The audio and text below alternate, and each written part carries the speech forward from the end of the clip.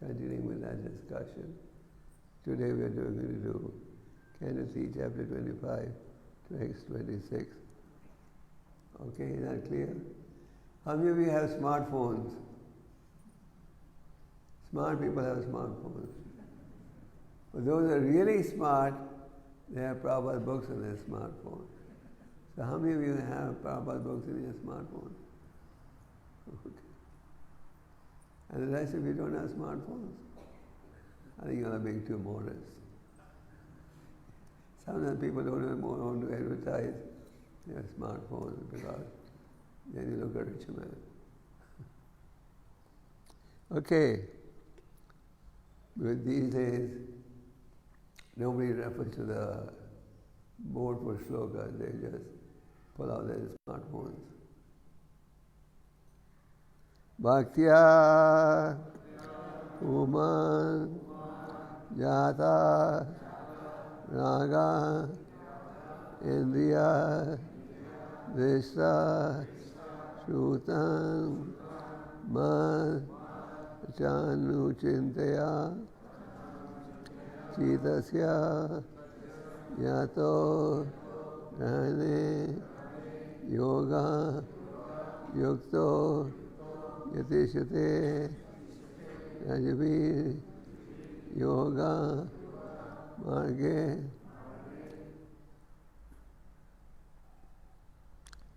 Bhaktya Paman Jata Viraga Indriya Disha Sudhamana Janu Chintiya Chitasya Yato Grana Yoga Yukto Yateshati Rajabhi Yoga Marge.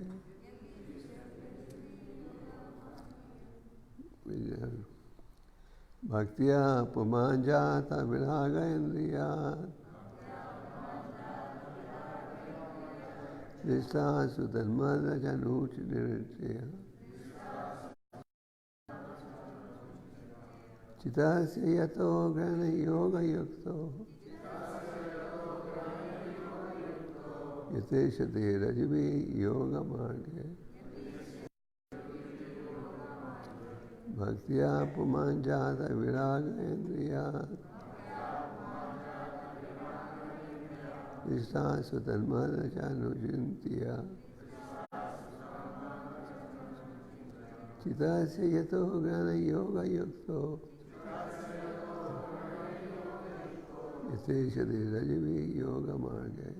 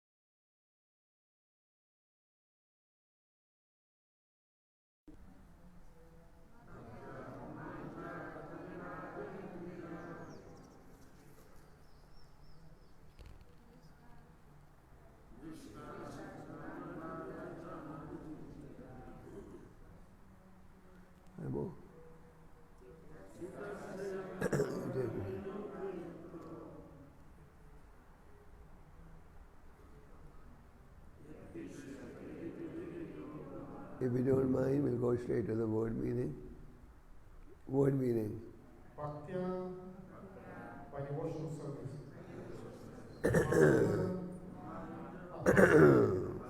Jata viraga, having developed this taste. Indriya, for sense gratification. Drista, seen in this world. Shruta, heard in the next world. Mad rachana, by activities of creation. And so on. Anuchintaya, by constantly thinking about. Chitasya, of the mind. Yata, engaged. Grahane, in the control.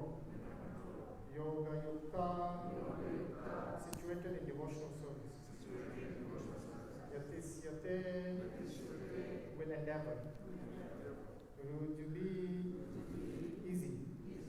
Yoga Margai by the process of mystic power. Translation purport by Divine Grace Gopal. Translation. Those consciously engaged in devotional service in the association of devotees, a person gains distaste for sense gratification, both in this world and in the next. By constantly thinking about the activities of the Lord, this process of Krishna consciousness is the easiest process of mystic power. When one is actually situated on that path of devotional service, he is able to control the mind. Responsibly. Those consciously engaged. Louder.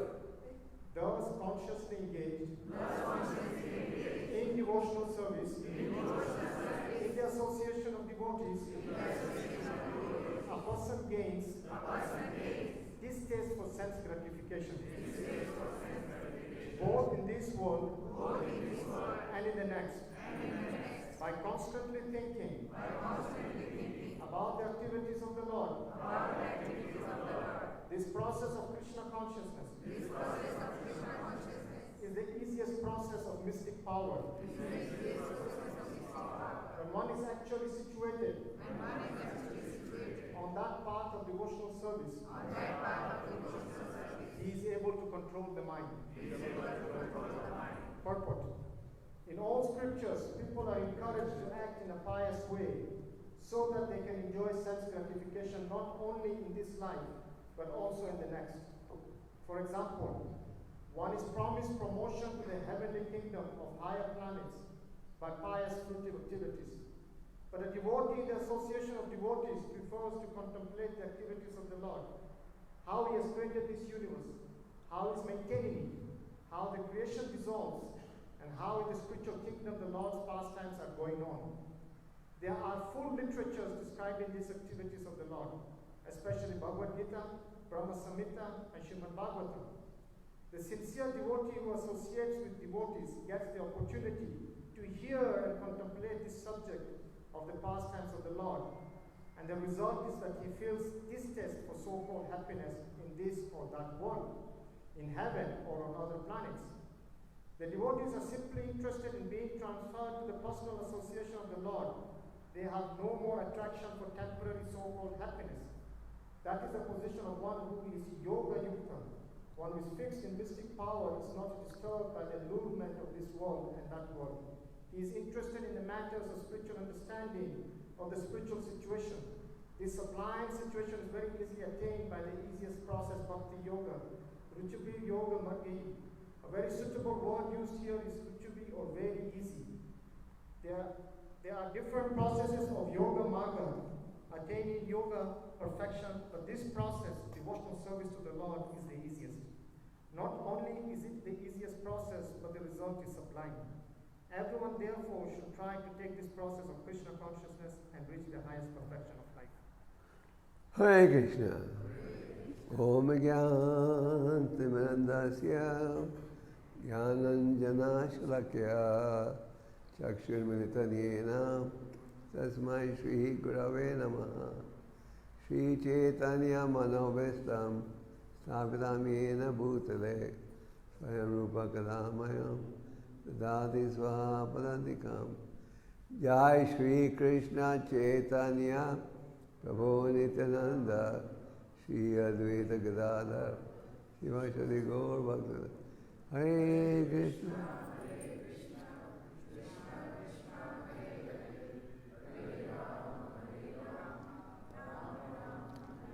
Bhakti Paman Jata Viraga Indriya Visrasa Tanma Rachanu Achintya Chitasya Yato Gana Yoga Yukto Yatashi Rajabi Yoga Marga. This is a famous verse of the Bhagavatam. Is that right, Maharaj? It's a very well-known verse of the Bhagavatam, and it's very often quoted. So as I said, this section of the Bhagavatam emphasizes on the need to get attached to a saintly person.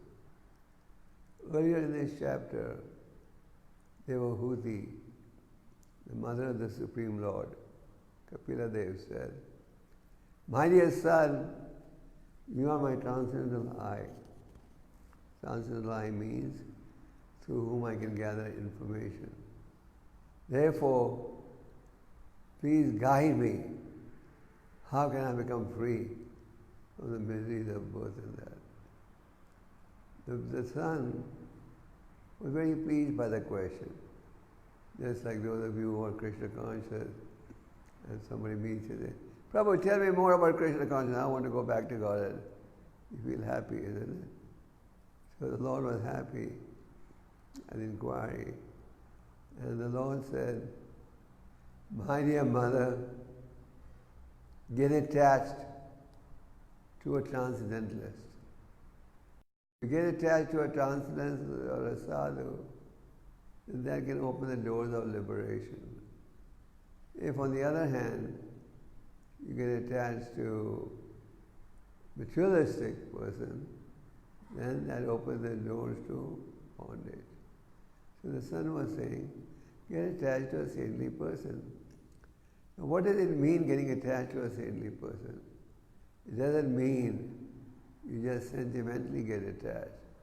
What in reality it means is you get attached to the instructions. You get attached to the Vani, Vapu and Vani, the two processes how we associate with saintly person. Vapu is always temporary. That refers to the association and the knowledge you derive from that association. Vani refers to meditation on the instruction. Lord Kapila said, get attached to the sadhu. Then he says, what are the qualities of a sadhu? And he further says, these saintly people are always engaged in devotional service, in hearing and chanting about the glories of the Lord. So Lord Kapila has already explained in this section the qualities of a sadhu, the characteristics of a saintly person. You don't become a saintly person just by putting on a spiritual uniform. By that I mean put on saffron clothes, silak, etc. We become saintly by exhibiting saintly qualities. And they were nicely described in the Srimad Bhagavatam, the saintly qualities. So Lord Kapila Dev is continuing to emphasize the importance of spiritual association. And then he says that execute devotional service. So after this, Lord Kapila continues to explain. Here he's saying, those who want a distaste from sense enjoyment. What is our biggest impediment? What is our biggest obstacle? What is our biggest challenge? Who knows? Oh. Our biggest challenge is getting a distaste for sense gratification. Am I right, Maharaj? That's our biggest challenge. How to get a distaste for sense gratification? Because we are so used to sense enjoyment. We are born and brought up in the environment where from a young age we are taught about the glories of sense enjoyment. Just like this chapter is called the glories of devotional service, there is also the glories of sense enjoyment. And the beauty of sense enjoyment is you don't have to go to a school or college to be educated in sense enjoyment. It comes automatically as you get older. Normally if you want knowledge, you have to go to school or college. But to get knowledge on sense enjoyment, you don't need any formal education. It comes naturally. And this is the greatest impediment. Just like in the 3rd chapter of the Bhagavad Gita, Arjuna questioned, how is one compelled into sinful acts, even unwillingly? I know it's wrong. I don't want to do it, but I still get compelled. And the Lord replies, it is lust only, the all-devouring enemy of the living entity. It is always burning like fire, and it is never what? Satiated. It doesn't, you can't give it up so easily. Then the Lord says, where this enemy is to be located, where? Mind, intelligence, and the senses. And then the Lord says, how to destroy this enemy with a weapon of knowledge. So we need to cultivate knowledge to get a distaste for sense gratification. At the present moment, we are very deeply attached to sense gratification. And even after we come to Krishna consciousness, the taste remains unless we make a serious endeavor. So what is the Lord saying in this verse? Thus consciously engage in devotional service in the association of devotees. So consciously engage. You can render devotional service consciously and unconsciously. Agyata Sukriti and Gyata Sukriti. Agyata Sukriti is you render service without realizing you've done something auspicious. Just like, for example, you go for book distribution. People buy a book. They don't know that I'm buying this book and this is the beginning of my devotional service. They buy it because the devotee spoke enthusiastically or whatever. But that is Agyata Sukriti. You go in Harinam, people join us. They begin to chant and dance. So they are rendering service, but they don't know this is going to give me some benefit. Whereas consciously engaged means you know how devotional service should be executed, what the process is. The process of devotional service is not something whimsical. The process is very clearly defined and explained by the Acharyas. And Prabhupada has summarized that in his books. So what is Kapila Dev saying? Engage in devotional service in the association of devotees, a person engaged distaste for sense gratification, more in this world and in the next. So many of us, or most of us, are addicted to sense enjoyment. Is it right, wrong? Right, wrong? Right. Okay. And we come to Krishna consciousness, why? We get a distaste. If somebody says, I want Krishna consciousness, but I want sense enjoyment at the same time. Is that possible? No. That's not possible. If you want sense enjoyment, if you want spiritual life, you have to give up something. There's a saying in English, you want your cake and you want to eat it too. You know what I mean? Like, there's a very nice cake, nice icing, like everything. Looks very nice. You don't want to cut it, it looks so beautiful. Then the saliva is coming from your mouth. Oh, I want to taste it all. You can't have it both ways, one way or the other.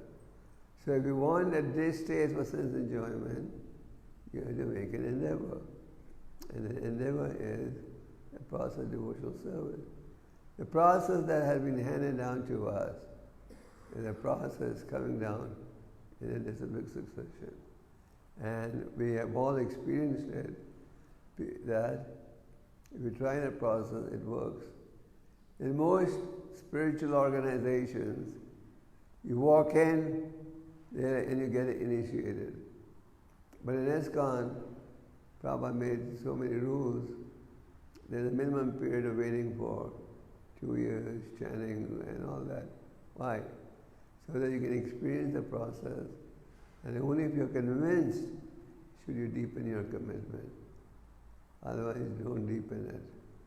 So this process of Krishna consciousness works for those who make an endeavor. So Kapila Dev is saying that they engage, by engaging in devotional service, in the association of devotees, you can get a distaste for sense gratification, both in this world and the next. If you want a distaste from sense enjoyment, this is the process. Execute devotional service in the association of devotees. Now what happens when you are in devotee association? Why is devotee association emphasized so strongly? And why is it considered very painful if you are separated from devotee association? Chaitanya Mahaprabhu was on a tour of southern India, and before he embarked on his tour, Sarvabhaumacharya, who had just converted to the path of personalism, was advised that on his tour of South India, he meet a great devotee. And who was a great devotee? Ramananda Roy. Lord Chaitanya asked Ramananda Roy a series of questions. One question he asked was, what is the most painful experience for a devotee? And it's like, sometimes you have pain, and you tell the doctor, "Doctor, my pain is too severe. Give me some painkillers." You know, in medical science, there's a whole branch of science now called pain management. So I asked the doctor, who specializes in pain management, pain is pain. How do you manage pain? You know, they manage it by giving you different tablets at different times. So Lord Chaitanya's experience was, what is the most painful experience for a devotee? And what was the reply? Apart from separation of devotees from devotees, I know of no unbearable pain. In other words, the pain that you experience when you get separated from devotees is unbearable. So that should be our position. So we should want to execute devotional service in the association of devotees. Someone may say, what's the benefit? The prime benefit is, if you are in genuine association, you'll hear the philosophy, and that will inspire us to also follow. And when you are in devotee association, our goal or mentality should not be that everyone has to listen to me. When you are in a community of devotees, we are anxious to also listen. That's humility. I'm ready to listen. Birds of the same feather flock together. You heard that before? So when you are in the association of devotees, you get a distaste for sense gratification. How can you get a distaste for sense gratification? How? What do you have to do? You have to experience what? Higher taste. Am I right? We have a cookbook called the Higher Taste. So when you experience the higher taste, then you can abandon lower taste. But if you don't experience the higher taste, then you're not going to experience, and you won't give up the lower taste. Just like if you're doing a job that pays you $100 a month, you only give it up if you get something with a higher salary. So when you engage in devotional service, and when we talk about devotional service, what do we mean?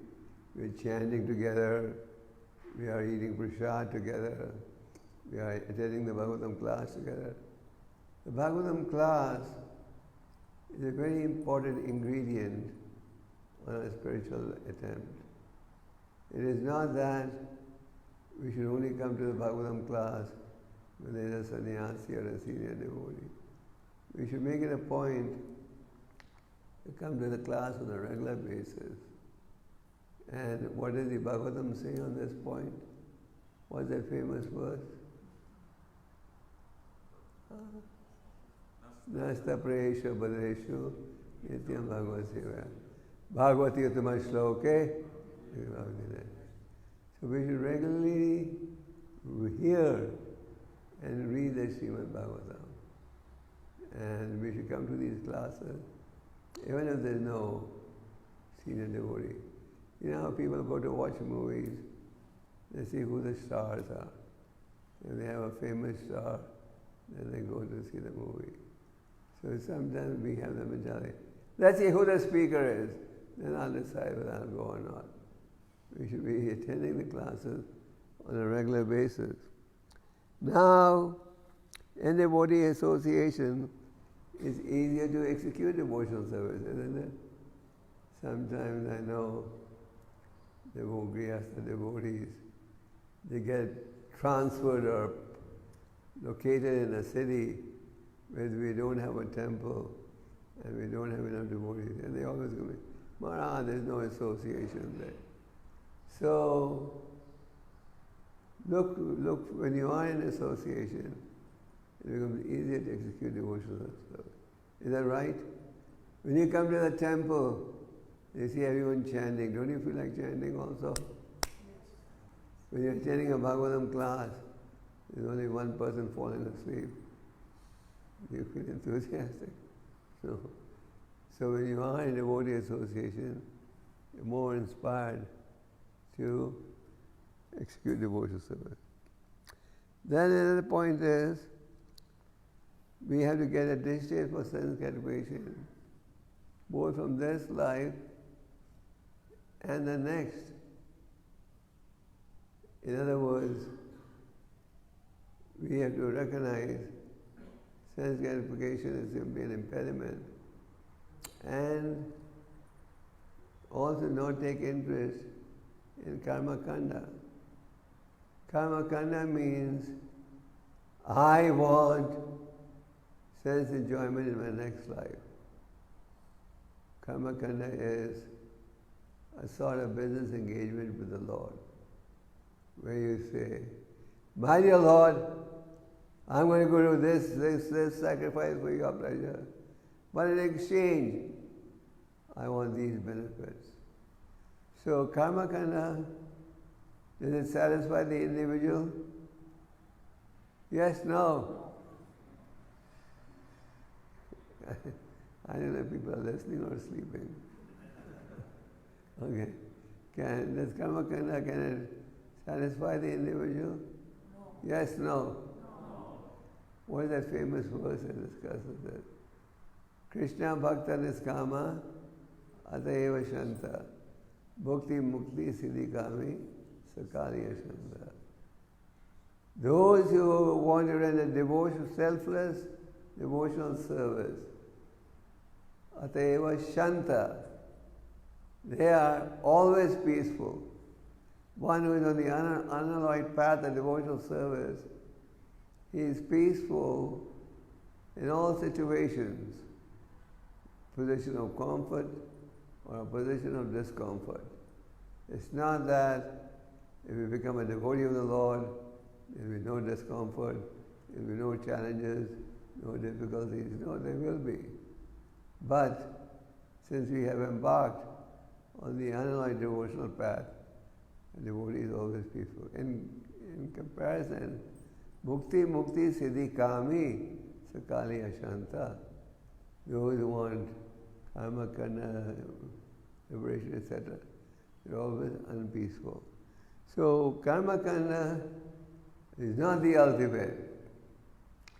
Vyasadeva, having compiled the vast Vedic literatures and summarized it in the Vedanta Sutra, was still feeling despondent.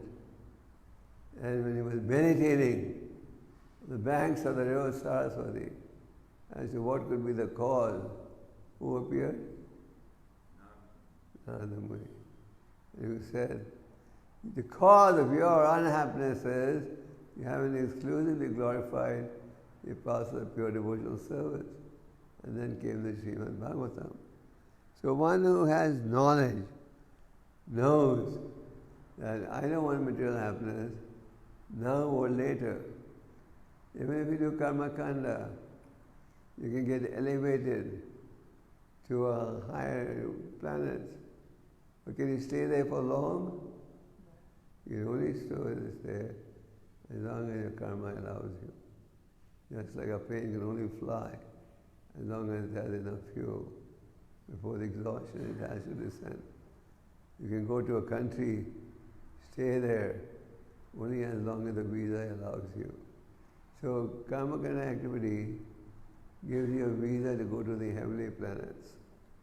And you go to the heavenly planets, you can experience much higher sense of enjoyment than on this planet. But it's all temporary. Therefore, in the Bhagavad Gita, Krishna says, Brahma Bhumana Loka Prana Vartana Arjuna. You go from the bottom planet to the top, all are what? Places of misery.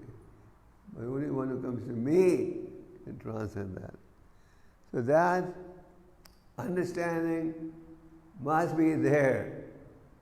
That even if I get elevated to the heavenly planets, the benefit is temporary. What did he say further? Lord Kapila says, by constantly thinking about the activities of the Lord. One of the activities of a devotee is to engage actively about the activities of the Lord. This process of Krishna consciousness is the easiest process of mystic power. When one is actually situated in the path of devotional service, he is able to control the mind. So continuing on the theme of spiritual association and not desiring any material happiness in this life or the next, the Lord says, a transcendentalist is constantly thinking about the Lord. And Lord Kapila said, this is the easiest process. Is this an easy process or a difficult process? It's natural. Well, here Kapila Deva is saying it's an easy process. So you can't differ from that, can you? You may say, no, it's not so easy. In previous ages, the processes were far more extreme. For example, in Satya Yoga, you could meditate for 60,000 years. In Satya Yoga, there were very elaborate sacrifices. In Dwapara Yoga, there was very open worship of the Lord. And the same way we can derive in Kali Yoga, chanting the holy names of the Lord. So this process of Bhakti Yoga has been described by the Lord to be very easy. So it is easy in the sense, it is easy, and it has been made even easier by whom? Lord Chaitanya Mahaprabhu. The process, here is Kapila Deva speaking 5,000 years ago. This Bhagavatam that you read was spoken 5,000 years ago. So 5,000 years ago, Kapila says, this process is what? Easy. Lord Chaitanya made it even easier. He freely distributed this process of knowledge without discriminating who was fit and who was unfit. Freely he gave this knowledge to everyone. So Lord Kapila said this process of Krishna consciousness is the easiest. He doesn't say just easy. Prabhupada says easiest. Just like you have good, better, best. Best is better than good, best is higher than better, better is higher than good. So that it's all relative. So here, Kapila Deva is saying, not only is this easy, but it is the easiest. There's nothing easier than this, easier than this. And on this path of devotional service, we should also think about the activities of the Lord. That is, hi Bo, that is someone who is sleeping. So this process is here Lord Kapila talks about also thinking about the Lord. So the mind, as we know, is an important instrument on the path of devotional service. In the Bhagavad Gita, Krishna says, when one who has conquered the mind, he'll be peaceful. And an unconquered mind, you'll not be peaceful. So the point is, we should constantly think about the activities of the Lord. There are several ways how we can do that. One, of course, is think of the passion of the Lord, think of the form of the Lord, think about the instructions of the Lord. Just like the holy name is not different from the Lord, is that right? Is that true? Some people wonder, how can you guys chant the same name and not get tired? We don't get tired because the holy names are not different from the Lord. Similarly, the message of the Bhagavad Gita is not different from the Lord also. The message of the Srimad Bhagavatam is not different from the Lord also.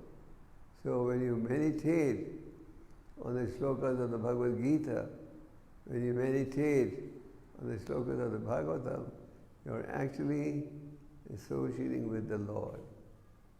And Prabhupada even says in one of the purports in this section, that when you associate with the devotee, you really mean associating with the Lord. Because the characteristic of a devotee is he's only going to talk spiritual subject matters with you. So when we engage the mind in thinking about the glories of the Lord, or the teachings of the Lord, you're actually associating with the Lord. Because this is not different from the Lord.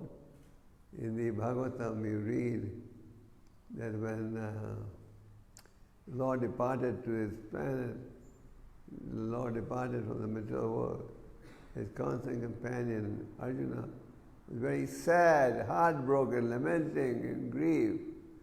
For us to realize the pain that the gopis felt for the Lord, or the pain that Arjuna felt when the Lord departed, is not easy because we're so accustomed to not remembering the Lord.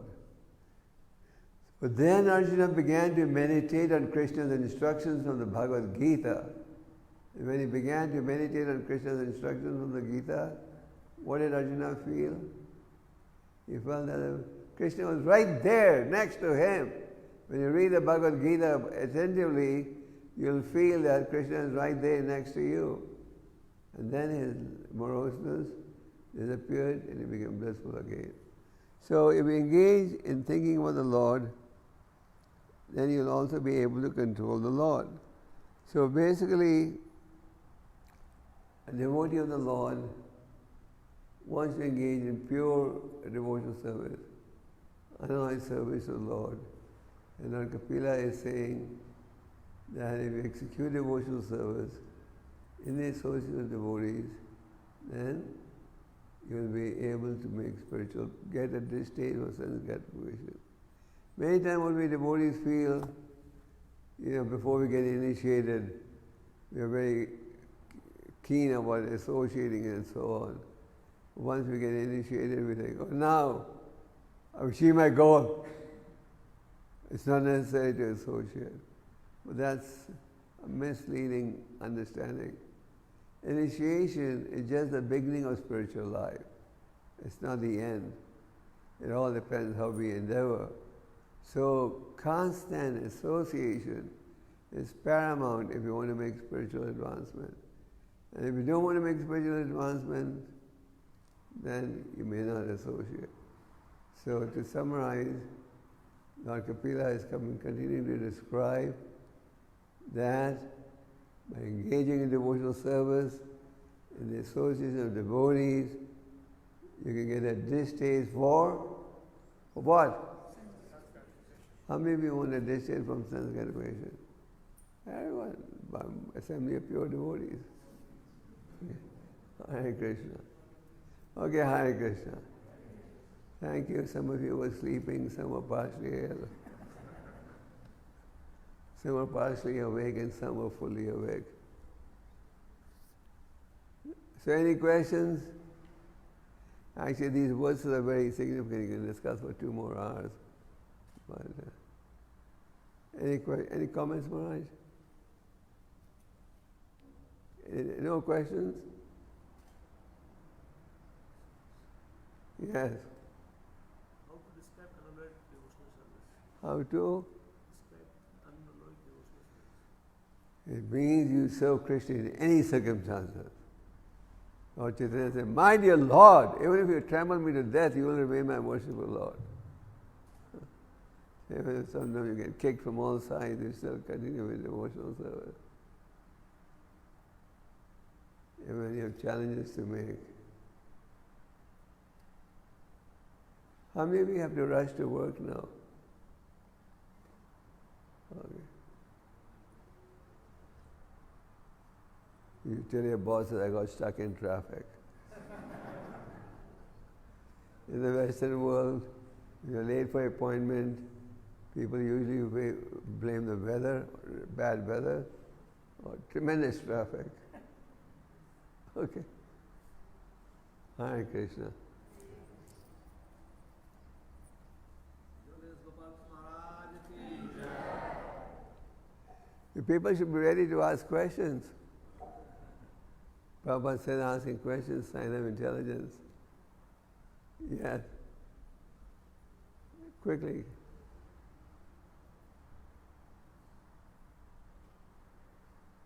Hare Krishna. Guru Maharaj, yesterday when you spoke about how we should not be judgmental, and today the verse is saying how we should associate with the sadhu. So how can we associate with the sadhu without being judgmental? Well, judgment can be various forms. You can have positive. What I said was you can judge people. There's no harm in that. But we should not fabricate judgment. In other words, I'm envious of this person making spiritual progress. So I'm going to team him up. I'm going to concoct something to pull him down. You follow? It should be, if something is genuine, let's say there's a spiritual leader and he has some genuine weakness. So you point it out, that's not offensive. But we are just doing it because of envy or hatred or jealousy, then that's wrong. And many times our judgment also will be wrong. I find that many times people come to the temple, come to the movement, and they start passing judgments right away. This guy is not so advanced, he's so, We should also have a certain level of spiritual maturity before you can start judging people, judging devotees. We find that many times devotees join our movement, get initiated, and then they think they can start judging everything. So they should also be qualified to judge. Hare Krishna Maharaj. Yeah. Thank you so much for enlightenment. My question is discrimination is allowed? I'm sorry? Discrimination Yes. is allowed within the community because to discriminate who to associate with? Or we should just Yeah, you can have a choice. Narada Muni in the 4th canto says one can associate at 3 levels. Associate with those who are more advanced, those who are equally advanced, those who are less advanced. When you have the pure facility to associate with someone more advanced, then Narada Muni says you should become joyful. When you have the opportunity to associate with somebody equally advanced, Narada Muni says make friendship. When you meet somebody less advanced, Narada Muni says display compassion. So there are different levels of association. Is that your question? Okay. Any question from the